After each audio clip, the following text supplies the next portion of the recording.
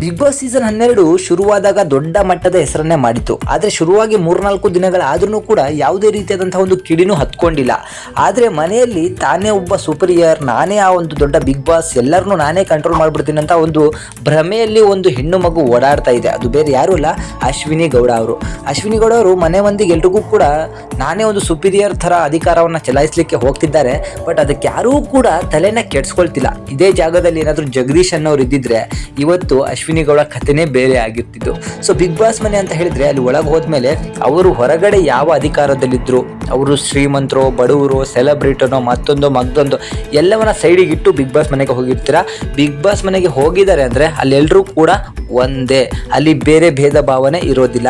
ಅಲ್ಲಿ ಯಾವನಿಗೂ ಕೂಡ ಹೆದರುವಂಥ ಅವಶ್ಯಕತೆ ಇರಲ್ಲ. ತಪ್ಪು ಮಾಡಿದರೆ ಅದನ್ನು ತಪ್ಪು ಅಂತಲೇ ಹೇಳ್ಬೋದು. ಅವರು ದೊಡ್ಡ ಹೋರಾಟಗಾರ್ತಿ ಇದ್ದರೆ ಅದು ಕೇವಲ ಹೊರಗಡೆ ಅಷ್ಟೇ. ಬಿಗ್ ಬಾಸ್ ಮನೆಯಲ್ಲಿ ಹೋದರೆ ಅಲ್ಲಿನ ರೂಲ್ಸನ್ನೇ, ಅಲ್ಲಿನ ರೆಗ್ಯುಲೇಷನನ್ನೇ ಫಾಲೋ ಮಾಡಬೇಕು. ಆ ಫಾಲೋ ಮಾಡುವಂಥ ಒಂದು ಬರದಲ್ಲಿ ಅಶ್ವಿನಿ ಗೌಡ ಎಲ್ಲರ ಮೇಲೂ ರೂಲ್ ಮಾಡೋಕೆ ಹೋದ್ರು ಯಾವನು ಅದಕ್ಕೆ ತಲೆನೇ ಕೆಡ್ಸ್ಕೋತಿಲ್ಲ. ಅವ್ರು ಹೇಳೋದಕ್ಕೆ ಹ್ಞೂ ಅಂದ್ಕೊಂಡು ಸುಮ್ಮನಾಗ್ತಿದ್ದಾರೆ. ಇಂತಹ ಬಾಲಂಗೋಚಿಗಳನ್ನ ಇಟ್ಕೊಂಡು ಈ ಬಾರಿ ಬಿಗ್ ಬಾಸ್ ಯಾವ ಲೆಕ್ಕಾಚಾರಕ್ಕೆ ಹೋಗುತ್ತೆ ಖಂಡಿತ ಗೊತ್ತಿಲ್ಲ.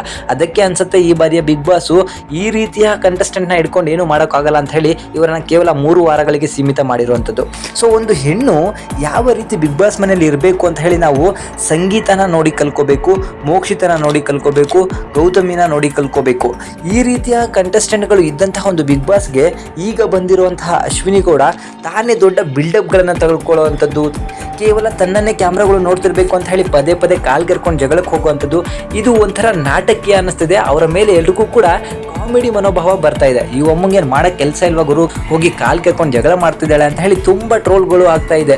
ಈ ಒಮ್ಮಂಗೆ ಏನೇನೋ ಅಡ್ಡೆಸರುಗಳನ್ನು ಕೂಡ ಈಗಾಗಲೇ ಇಡಲಿಕ್ಕೆ ಶುರು ಮಾಡಿದ್ದಾರೆ. ಸೊ ಮೇಮ್ಸ್ಗಳು, ಟ್ರೋಲ್ಸ್ಗಳು ಇವರ ಹೆಸರಲ್ಲಿ ಬಂದೇ ಬಿಟ್ಟಿದೆ. ಇದರ ಜೊತೆಗೆ ಆ ಕರಿಬಸಯ್ಯ ಅನ್ನೋ ಒಬ್ಬ ವ್ಯಕ್ತಿನೂ ಕೂಡ ಒಳಗಡೆ ಹೋಗಿದ್ದಾರೆ. ಆ ವ್ಯಕ್ತಿ ಹೋಗಿರೋ ಉದ್ದೇಶನೇ ಗೊತ್ತಿಲ್ಲ. ಎನಿ ಟೈಮ್ ಬನೀನನ್ನು ಹಾಕ್ಕೊಂಡು ಬಾಡಿನ ಟೈಟಾಗಿ ಹಿಡ್ಕೊಂಡು ಬೈಸಿಪ್ಸ್ ತೋರಿಸೋದು, ಎದೆನ ಕುಣಿಸೋದು, ಅದನ್ನು ಬಿಟ್ಟರೆ ಕಾಮಿಡಿ ಮಾಡಿಕೊಂಡೇ ಇದು ಬಿಟ್ಟರು. ಅವರನ್ನು ದೊಡ್ಡ ಕಾಮಿಡಿ ಪೀಸ್ ಆಗಿ ಬಿಗ್ ಬಾಸ್ ಮನೆಯಲ್ಲಿ ಇಟ್ಕೊಂಡಿದ್ದಾರೆ. ಎಲ್ಲರೂ ಕೂಡ ಅವರನ್ನು ಕೇರೆ ಮಾಡ್ತಾ ಇಲ್ಲ ಗುರು ಯಾರು. ಹೊರಗಡೆ ಆ ವ್ಯಕ್ತಿನ ನೋಡಿದ್ರೆ ನಗು ಬರ್ತಾ ಇದೆ.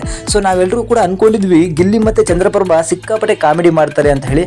ಬಟ್ ಕರಿಬಸಯ್ಯನೇ ಅಲ್ಲಿ ಕಾಮಿಡಿ ಪೀಸ್ ಆಗಿರೋದು ನೋಡ್ಬಿಟ್ಟು ನನಗಂತೂ ಆಶ್ಚರ್ಯ ಆಗೋಯ್ತು. ಕಂಟೆಸ್ಟೆಂಟ್ನ ಯಾವ ರೀತಿ ಸೆಲೆಕ್ಟ್ ಮಾಡಿದ್ರು ಅಂತಲೂ ಕೂಡ ಕನ್ಫ್ಯೂಷನ್ ಆಗೋಗಿದೆ.